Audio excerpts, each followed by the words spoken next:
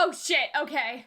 Well, they're able to be traumatized for like 2 seconds and then it's just, we're fighting. We be fighting. I mean, I think that's kind of the point, is that they have no time to process it because of this. Wow. I love the metaphor of them getting tossed into the sea. Like, obviously, I don't love them getting tossed into the sea, but the metaphor is really interesting. Like, how Armin kind of watched him fade, like, into the abyss, you know? Oh, no. Yeah. This isn't gonna work.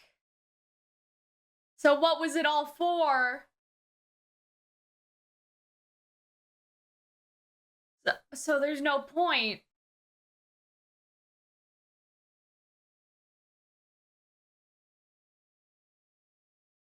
Oh. So this is just all hopeless. So what are they doing? Can you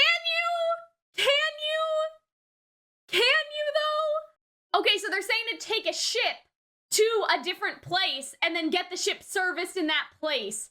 Shit, man. I don't even know if this is even worth it anymore. Like, what is the point of all this? Wait, so they're leaving the island too then? Like, how's that gonna, I don't know. Not how's that gonna work, but like, Eren wants to protect his friends. If they're leaving the island, his friends will be in danger, which is a problem. So maybe now Eren will come out and stop them? Okay, Floch. Oh yeah! Hanji's like, I lived, bitch! You thought you saw the last of me? Oh my god, that's great. That's great. Oh my god, I forgot about that. Cause, oh man. That's pretty fire. Oh my god. Ah! Good job, Reiner! Oh my god, these shots are pretty epic, I will say. Pretty epic. Ah, this is so cool! Aw, damn, bro. Good job! Uh-oh, that's not good. Come on, bro! Can't Falco just, you know, help out? I mean, I know he hasn't transformed before, but like they're getting bodied a little bit. Like, it's pretty equal, but like, still. Damn, Floch and his propaganda. Yeah, they won't last! That's not good! Come on, Falco! I know you wanna! I know that he wants to! Let's go! Come on, let's go! Damn. Okay, I wanna see Falco, though. Come on, Falco! No, don't say that! Oh. Maybe he could just channel the Gillard that's inside him. Believe in the Gillard that believed in you, you know what I mean? Come on, Falco! I know you can do it, buddy! Let's go! Uh-oh. That's not good. Well, okay. And that takes care of that, I guess. Yeah. How the fucketh? Oh god, Falco, this is not just bite yourself like the rest of them did. Oh god, not my gag reflex. Oh god. Oh, Annie! Jesus Christ! Oh, this is pretty badass though, Connie. You're pretty badass, but like, it's still sad. Damn, the shots in this episode are crazy. Go, Mikasa, go! Nice! Oh, Mikasa's so cool. Oh. You see that girl was like hesitant though?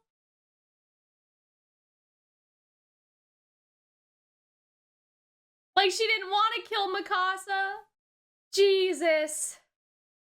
The shots, though, like, the direction of this episode is amazing. Come on, Falco!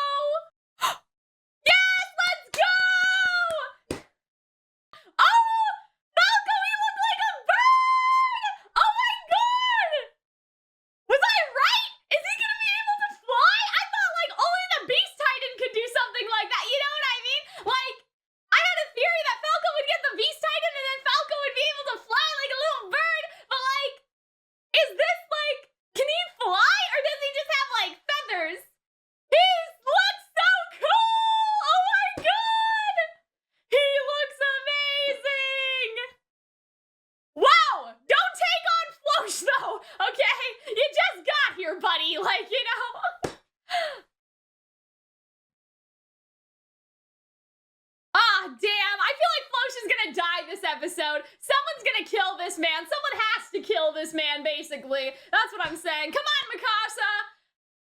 I know Mikasa's gonna do him. I just feel it. I feel it because of that scene in the other episode. Oh, Jesus. No.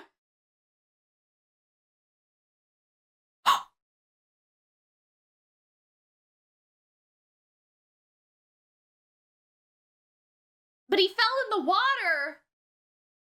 Oh, Mikasa's so cool, bro. Oh my god, like, I can't even, like, deal with how cool she is. The somersaults and everything. Wow, that was nice, too. Jesus Christ. That's kind of funny. It's fucked up, but, like, you know, it's kind of funny. Oh, God. Damn, bro. That was amazing. Uh-oh. Oh, no! Is he, like, deranged or something? Like he has no control? Damn, man. See, he had all that power, but he couldn't control it. No! Wait, so the commander's leaving? He's not going with them? What is he doing? Oh, I don't want the commander to die. Oh, fuck! Oh, fuck! Oh, fuck!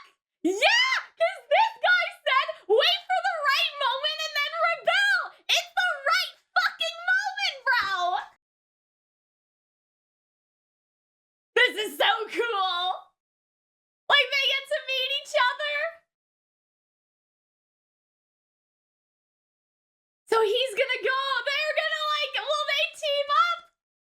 Nice! That's nice! Because, like, this guy was like, wait for the right moment and rebel against Floch, and it was, like, the whole thing, and so, like, you know? Damn.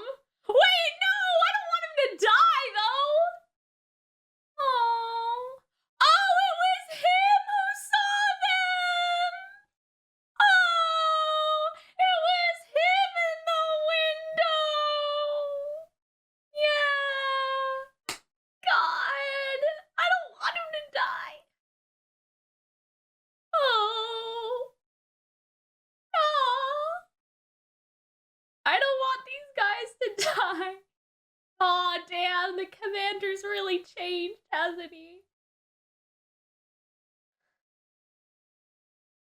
Oh.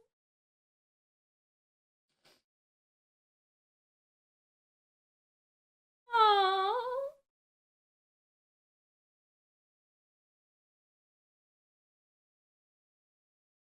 Oh. Oh no!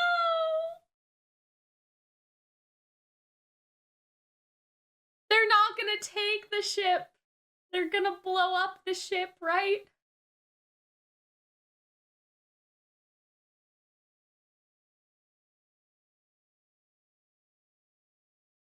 Oh. No! I thought that they would take the boat, not blow it up. Fuck, man. Not the commander. Well, he's general now. Damn, man. Oh, boy! Oh, boy, okay. Oh my god, this Christ, man. I can't believe he's dead. He had such a good, like, character arc. Oh, man. Yeah. Oh. Oh, so they told them the truth, but now they've lost everything. Oh. Oh, Annie. No!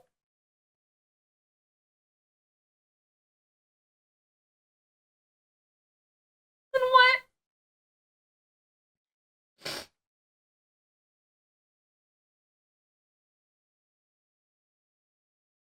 Then it's just to save the rest of the world. Yeah. Yeah. Oh.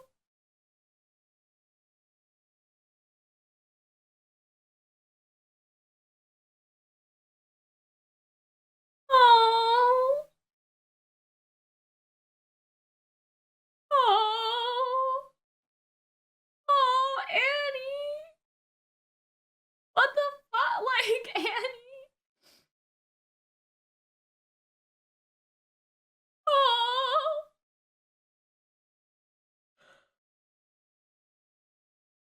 Fuck, man. I was just talking about how sad everything was. And it only got worse. It only got worse. All right, everybody, let us get into the discussion now. And this one, like, they've just been so emotional, and I guess I just didn't expect it. You know what I mean? Like, Attack on Titan has always been emotional, right? But, like, the last time I really watched Attack on Titan, like, when the first couple seasons were coming out, I was probably, like, in high school, except for the third season. Like, when Attack on Titan first came out, I was in high school, right? So it's just a very different, like, mindset. I don't know, like, I'm sure some of you guys are in high school too, but just for me, like, personally, it's just a very different mindset to be in high school watching this show, and now to be like, I've graduated university and all of that stuff, and now I'm watching this show. And so I guess it just hit me, like, in a way that I didn't necessarily expect. Like, I don't know, I don't really know how to explain it, I guess. But, like, my tolerance for bloodshed over the years has gone down. I guess that's what it is. It's like I've become more of a crybaby as I've gotten older. I guess that's the best way to explain it. So this is when Hanji realizes that it's already too late for Libero, which is very important as it would influence the actions of Annie, I guess you could say, right? Like, her father is most likely going to die. So is the families of, like, Reiner and Peck and Gabby and Falco. Yet, like, will they still continue to save the world? And we get a little bit of that at the end of that episode. So I just wanted to include that because I thought it was very important for her to realize that and then be honest with them, because that could very well, and has in a sense, right, influenced their behavior, which I think is interesting. I'm not gonna go through, like, the shot composition too much, just because you guys would have seen that in my reaction, but I will say, like, this episode was so cool, like, in terms of, like, the direction and the choreography of the fights and everything, but I'm sure that you guys saw that in my reaction, so I'm just gonna focus on, like, dialogue things, and I guess, like, theory crafting things for this one.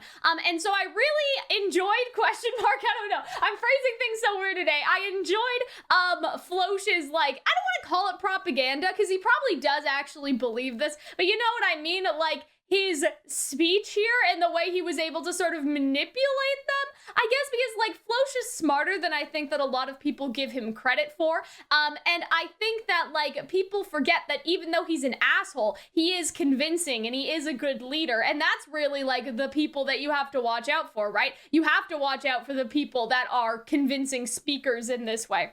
And so I just think that it's kind of, like, good that the show kind of shed a light on that, because for us, we're like, oh yeah, like, Floch is such an asshole, like, you know, this, and that, like, especially the past couple episodes, watching how he's behaved towards other people. It's easy to say that, but, like, functionally, he is a good leader, and a good leader is not always a good person, as we know. I remember I took this, like, leadership course, like, a long time ago, and I can't remember, like, the 5 key things, but there were these 5 things that, like, make a good leader, and those 5 things don't necessarily, like, correlate to being a good person, you know what I mean? Like, one of them was, like, you know, fulfilling your promises, like, can you deliver, basically, and other stuff like that, right? I think it was, like, reverence and, like, all of these other things. It was basically, like, power types, and then it was also, like, leadership styles, and, like, there's reward and, like, coercion and, like, stuff like that. And so, like, delivering on rewards, like, you don't need to be a good person to do that. You can, like, you know,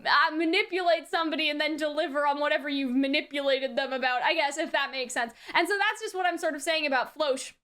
Is it's like, there's, like, reverend power, which is likable, expert power, which is, like, if you present yourself on, like, a academic basis, like, are you knowledgeable? Then there's, like, reward, coercion, and then there's, like, one more, I think it's, like, legitimate power, so, like, if you're the queen or something. So, like, the thing with Floch is that he has that legitimate power, like, he's in charge, first of all, but then, like, he's also has that, like, coercion down, in a sense, right? Like, you all will die, you know? Like, it's hard not to be convinced by him, and then I think some of them do like him, right? Because he is the leader. And so there's that as well. And so I really liked this scene with Falco too, of him wanting to use the jaw, and he was thinking like, you know, if like Gillard was here, like he would never hesitate. I just really liked that scene, and I like this look he had on his face because that was a very Gillard look. And so I thought that that was interesting, that maybe Gillard is already sort of impacting his memories and influencing him in some way, because somebody did point out all of the Jaw Titans have died protecting Reiner, and like, I don't know if that's like a narrative thing, like a narrative like sense of destiny, or if it's supposed to be like a legitimate like thing in canon that the memories are influencing him. But isn't it kind of funny that like Falco like goes into battle because he sees that Reiner and Annie, but Reiner is like dying? Like, don't you guys think that that's kind of funny how that happens? I don't know. I just think that that's very interesting, because you could say that that's just supposed to be like a literary parallel, like it has no place in canon, but to me, you know, you never know. Like, maybe it is something that is like canon to the universe, that Falco is kind of being influenced by Gillard, and like Gillard's sacrifice too. Like, Gillard died to protect like both him, right? Obviously Falco, but also like Reiner again in a way. And so when you think about it like that, like Reiner is about to sacrifice himself so Falco can live, da da da da da, like that sort of whole vibe. And so to let Reiner die now, Gillard's sacrifice would be in vain. And so I wonder if there's an influence on that front too. And I just thought, oh my god, the scene where like Falco was stabbing himself with the nail, like this man, he's gonna get tetanus or something. It is tetanus, isn't it? He's gonna get your tetanus shot, Falco. Like, that is not good. Something else that I noticed just during all the fight scene chaos was like this lady, she seemed to be like either scared out of her mind because like Mikasa is that bitch, you know what I mean? Like, we all know that Mikasa is that bitch. So it could have been that, but it may also be because Mikasa is that bitch, she doesn't want to kill Mikasa. I know that's such a weird way to say it, but that's basically what I'm thinking, is that like she either knows Mikasa, right? I didn't recognize her, but like they all sort of know each other, you know, like being in the scouts together or whatever regiment together, like after all these years, like they do vaguely at least know each other or know of each other or have been friends, as we know. So it could be that, like the girl knows Mikasa and doesn't want to kill her, or it's like, it's Mikasa, like, bitch, I'm gonna die. Like, she could have been scared, right? Hesitate and will never stop the rumbling. So it seemed like Mikasa was gonna hesitate because of the look on that girl's face.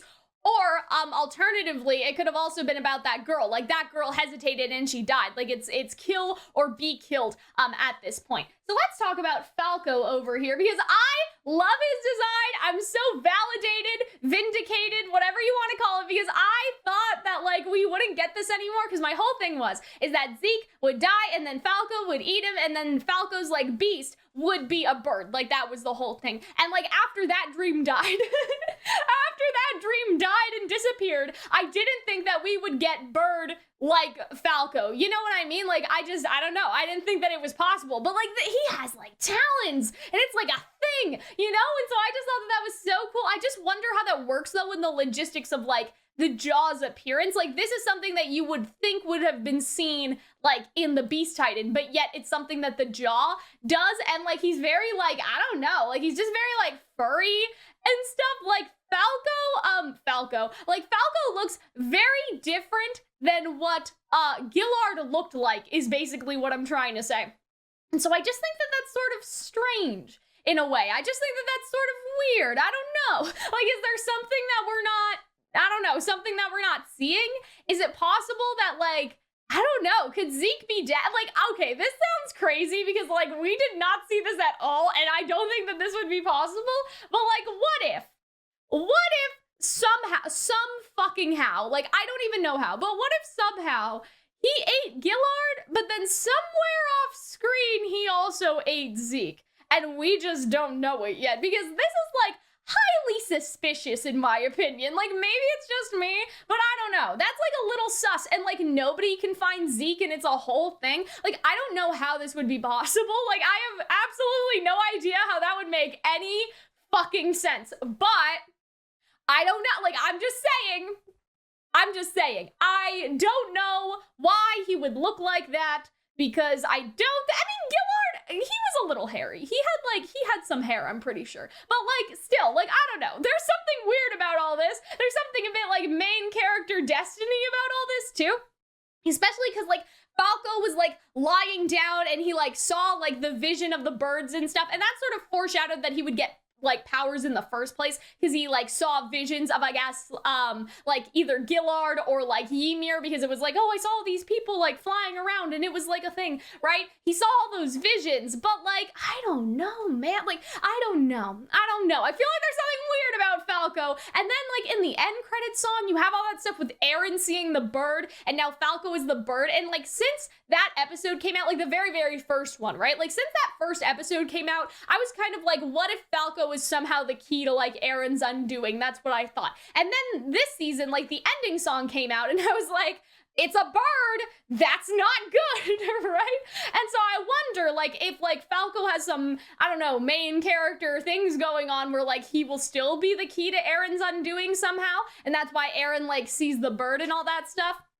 Or it's just like a representation or greater metaphor for freedom in general. You know what I mean? Like, I feel like Falco is supposed to represent this childlike innocence or this hope in the world, if any of that makes sense. And so, like, when you think about it that way, it does seem like maybe like the bird thing is just a metaphor for him, right? Like he's fighting for freedom and like the freedom of the world, and like he's a bird, you know what I mean? And like that's the whole thing connected with Eren. I don't know. But yeah, and so I loved this scene with Floch. I do think though that there is no body, so there is no death. You know, he just fell in the water. Like Gabby shot him, and like obviously it derailed, how do you say? Like it shot the missile off course, but like this man's definitely not dead. I love this parallel though with it like raining, I don't know, fluid or something, like I don't know, like thunder spear fluid or something, and then later like it's raining blood when Mikasa does the thing, right? And so like, I don't know, man, like Flo, she looks pretty shocked here. I think he's probably shocked because Gabby's the one that did it, right? But like, it was just his arm. He can swim. He's definitely alive. Like, I feel like that this is a very explicit no body, no death situation, right? Like, I'm not one of those people, which it's like, if I don't see the character stop breathing, they have to be alive, you know? Like, I don't go crazy like that. But, like, I will say that that was, like, highly suspicious, highly suspect. As for Mikasa, again, this scene of, like, the blood and stuff, again, nice parallels to Gabby. I just thought that it was super cool, so I wanted to include it just past, like, obviously the reaction I'm sure you guys would have seen. Now, here's something that I'm, again, gonna say some crazy shit about, okay? I hope that this is not foreshadowing to, like, Peck being evil or something. And let me explain what I mean by that. I'm just kind of worried because, like, you could have it that, like, Falco is just blindly, like, attacking her, right? Like, it seems like he's lost control of himself and he's just, like, on a rampage, you know? Like, that's sort of what I took away from it. However, what if, like, this is, like, Gillard's memory influence somehow, and, like, he knew something about Peck that was not very cash money and started to attack her? I mean, it could also be, like, there's more memories than just Gillard's. There's also Ymir's, and then the brother... Oh gosh, the brother of Gillard in the first place, right? But like, I don't know, man. This just, I get it. He can't control himself, but like, there was something a little sus about that. And if somehow he did eat Zeke and like has the Zeke Beast Titan juice, that would actually kind of make sense if maybe Zeke's memories were like influencing him to attack Peck somehow. I don't know. Like, I know that this makes literally no sense. Like, what I am saying, does it make sense? No. But is that gonna stop me? Has that ever stopped me? No. So yeah, I just wonder if it was a loss of control or if it's supposed to foreshadow, like, something more than that Gillard knew something that we don't know, and so that is, like, influencing him. Like, what if he knew something about Peck that would have caused him to do this somehow? But I don't know, like, wouldn't that have come up earlier? Like, I feel like that would have been something, I don't know, I feel like that would have been something earlier, because obviously, like, Gillard and Peck are working together, like, right before Gillard died. So, maybe it's not, but yeah. I just thought that was interesting. The commander, he is the commander, right? Like Shadis. Oh my god, this was such a good scene, and I just love, like, the parallels with this, because they're both kind of, like, captain, commander type characters who, like, trained these kids, and they trained the kids off, like, on the opposite side of the conflict. and now they're like coming together and they're both dying. And I just thought that that was like, it was so beautiful. And like the commander's sacrifice, like they did so much with this character development the last couple episodes. Like they really did make me sympathize with him and like make him realize how he needed to change and how he was wrong. And I just thought that that was so good. And I just love the parallel that they have together, right? And I love this too, because like he said, like, look for the opportunity and then go against the Jaegerists. Like he said that to his own guys a couple episodes ago. So he looked for the opportunity. He fucking found it, bitch. Like he found it. And I love like how he helped them, but they'll never know. And that's the painful part, is that they will never know that Shadis helped them, because, well, there's nobody to tell the tale, right? Like, there's nobody that knows. Unless, like, later on, like, Shadis's, like, guys, right? Like, the guys, like, are like, oh, yeah, Shadis went to go help you, like, you know, and that whole thing. But, like, unless that happens, that's not going to happen, right? It was him, right? It wasn't Pixis who said that. It was him, wasn't it? I hope I'm not getting them both confused. They're both bald, which is the problem, right?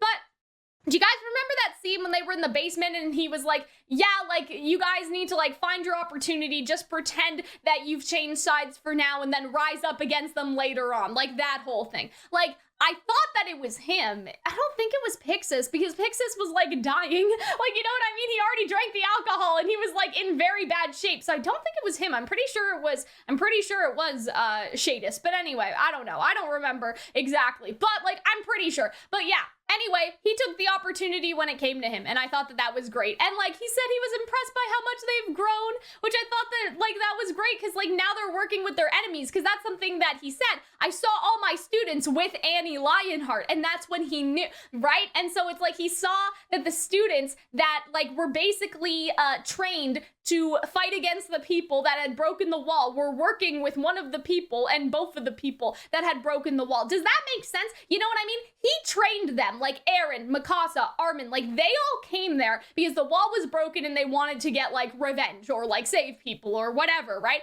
But now they're working with the very people who broke the wall in the first place. And I think that that's what, you know, Shadis is getting at here, like how much they've grown to be able to reconcile with their enemies for like the greater, I don't know, the greater mission of saving the world and stuff. So I just thought that that was great. Like I just thought that this scene was great.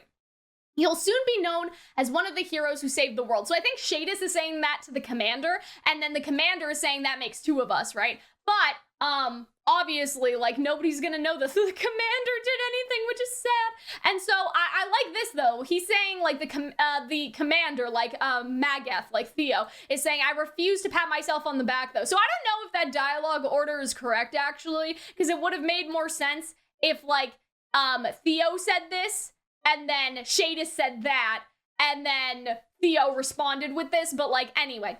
Either way, I loved, like, him reconciling, like, with, I guess, like, his, I don't know how to explain it, reconciling, like, with all of his wrongs and, like, his guilt about what he had done. And I love the build up to that over the last couple episodes. I just thought that that was great. And I just love, like, the character development that they did with him. Again, like, I feel like that, like, they made us care so much about him. Like, he's been here since season 4, right? But, like, he was kind of an asshole sometimes. And, like, they actually, like, gave him, like, a lot of attention the past couple episodes to, like, lead to this moment. And I just thought it was full circle and that it was great. And he realized, right? Like, if these kids can lead normal lives, like, that would make me happy, you know? Like, all of the military accolades, like, none of that would make me happy. Like, I realized that these kids deserve to live, like, happy lives, and that I shouldn't have used them in, like, this big war for my own interests, like, you know? And so I thought that that was good, I guess, you know? And I like how the commander said, well, I'm proud of you. Or I guess I should say, oh my god, they're both, like, commander general people. Shadis, sorry, said, you may not pat yourself on the back, but I'm proud of you. Like, you know, this man, like, overcame all of his, like, racism and, like, all of his, like, you know, internalized, like, Marley stuff in the end. And I just love how also he's wearing, like, a Scouts uniform here, and then he's wearing, like, the original Scouts uniform as well. Like, I just thought that that was great. Like, a great little thing that they're both wearing it, you know, because it's like they're on the same side at the very end of the day. And, like, their outfit is different than the outfits that the Jaegerists wear as well. So I love how, like, the outfit has become a symbol almost for them being, like, on the same side and everything. I'm sure those kids would agree. And so, like, you know, just, like, his sacrifice and everything. And I love them sharing names because it's like, I want somebody to know my name before I die. It's like a humanizing thing, right? And then it's also like, I don't know, I just thought that this was a great, like, not bonding moment, because obviously they're about to die, right? But like, it's just one of those, I don't know, like human moments where they're asking each other's names. Like, I want somebody to like speak of me so I'm not forgotten, sort of thing, even though they're both gonna die together. I just thought that that was great. Like, I just thought that this was a great moment. It was just so heartfelt. I love like the character development the commander got, and it's like, the commander died for you, Gabby, and like the kids made him realize like that he needed to change, you know? And so even though he's dead, like, I just love that he did it for the kids. He did it out of how much he loved the kids. And I just thought that that was like, I don't know, that was just so impactful. And I think that, like, again, that kind of like pushes this message that the kids like are the future, and that the kids can like be better than the previous generation, but also get the previous generations to change, even if those generations did participate in the wrongs or have racist ideology and things like that. Like, the kids shouldn't have to. Like, kids shouldn't have to make the adults change. Obviously, the adults should be better. But it's one of those, like, through the eyes of a child sort of things, right? Which is a big theme in fiction, even though it shouldn't necessarily happen in real life. Obviously, right? Like, the adults should be better. It's not on the responsibility of literal children to be better than the adults. But I think in like a sense of this being fictional and like supposed to like illustrate a message, it's just about like how the next generation can change the world and change people's minds and everything. Now, this scene with Annie, oh my god, like, it just hit, and I feel like that like they really did a good job with the Mikasa Annie parallel. Because Annie's saying, like, my entire reason for fighting is gone. The only reason she wanted to fight was because of her father, like, to save her father, and now that's gone. And that sort of parallels with Mikasa. Like, for a long time, her only, like, reason, right, was Eren, and now, like, the relationship with Eren, or her feelings about Eren, are very, dubious, right? And so I think that's interesting. Like, does Mikasa have more to fight for? Because that's something I said before, like, oh, where Annie fails and only has, like, this singular thing to fight for, Mikasa has grown, and now she cares about more than just Eren. She also, like, has self-worth or something. Like, that was my theory a couple episodes ago.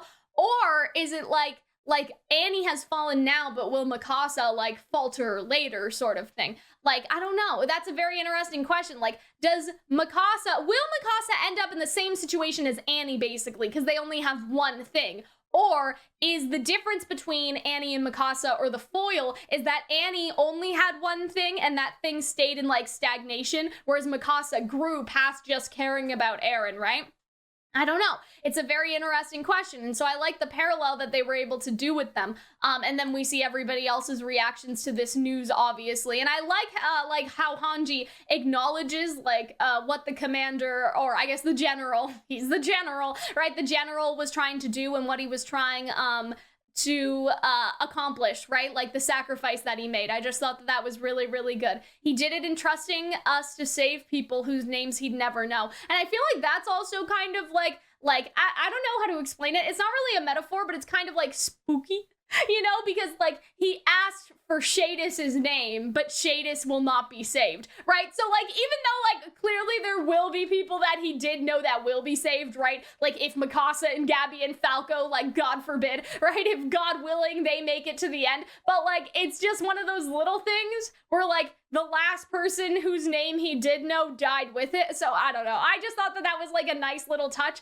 that they both asked each other their names. And then, like, you know, obviously they both died, whereas the commander is sacrificing for people whose names he'd never know, and that didn't include Shadis, because Shadis would also die. Anyway, I've over-explained that, but do you guys understand what I mean? I just thought that that was, like, a little thing. And so, yeah, this conversation between Annie and Mikasa, it seems like Mikasa genuinely, like, cares about her now. Like, not to say she didn't before, but like, I don't think she really did. Like, I don't think that she cared about Annie that much, but like, this Annie is not like the stone cold, like, strong Annie that they've seen, like, kind of sociopathic Annie that they've seen in like previous interactions or previous seasons for us as the audience, right? Like, she is like very human here. I think more than anybody, like, in terms of Mikasa and Armin have ever seen her, right? Like, she's tearful, she cares about something. And so I feel like that, like, that's why they've been affected so much. It's because I don't think Mikasa, like, realized that this would happen, or, like, this reaction, if that makes sense. She didn't expect to ever see Annie like this. Almost, I don't want to say pitiful, but, like, pleading, right? Annie's usually so strong, but now she's pleading, right? And so I just find that very interesting that, like, I don't know, not to say the roles have been reversed because Mikasa was never like that, but like it's a subversion of Annie in a way, like unlike what anybody had thought previously. And so I think that's really interesting. And this is too, I don't want to fight with you anymore.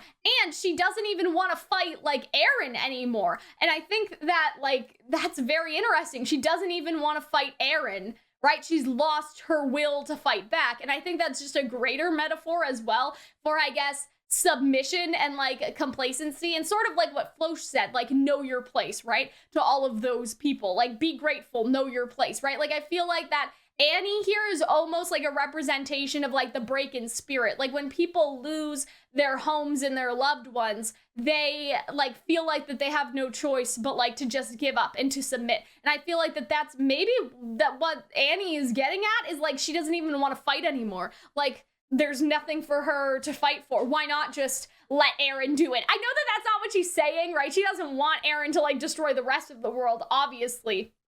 But like, I feel like that if she was in that situation where Floch had said, like, learn your place, like, stay on the island and, like, survive or something, like, you know, something like that, like, Annie would be too broken to, like, fight back. And so I feel like that that's just why Annie's kind of, like, representative of that sort of, like, mindset, or I guess that sort of, I mean, it's a very real thing that happens to people, right? Like, they lose everything, and so what's the point of fighting back? And I feel like that, like, we've seen that in previous seasons as well, with the Eldians in like different locations and things like that in different points of history, if that makes sense. And so Eren's almost perpetuating the exact same thing that like previous rulers caused in the same way. Even a like Ymir, if you think about it, like you know, original Ymir, obviously, like just stuff like that. That stuff is what really like makes me think. But I think it's also too like, you know, they were all friends. Even if it was fake for a while, they were all friends. And so it's like, they are the only